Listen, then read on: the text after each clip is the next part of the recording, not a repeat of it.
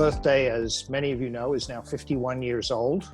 It was born in the political and social crises of the 1970s. And so it's very much in vogue today because of the same underlying themes in our society. ESG obviously is very much in the news these days. It is rare that you can have a conversation with a senior person at any institution without the subject coming up. And I'm very proud of my colleagues for stepping up and sharing their significant experience and expertise with us. It's obviously the key ingredient that makes our ESG practice and group work. On his first day in office, President Biden rejoined the Paris Climate Agreement. The following week, the president signed an executive order which set administration environmental policy, net zero carbon emissions by 2050, and a carbon pollution-free power sector by 2035. But the U.S. Securities and Exchange Commission has been particularly active lately with respect to climate change. With a full 5-member commission in place, it is highly anticipated that the SEC during the Biden administration will adopt a standardized, uniform disclosure framework that requires public companies to disclose climate change information.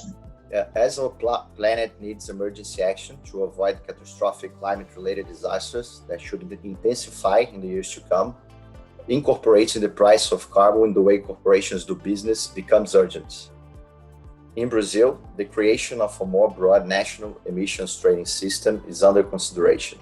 The expected implementation of Article 6 of the Paris Agreement, which provides the framework for international cooperation mechanisms to help countries meet their emission reduction targets and encompasses carbon markets, will also play an important role in the development of carbon pricing initiatives worldwide and in Brazil. Offsetting emissions can still attract controversy and is different to making absolute emissions reductions.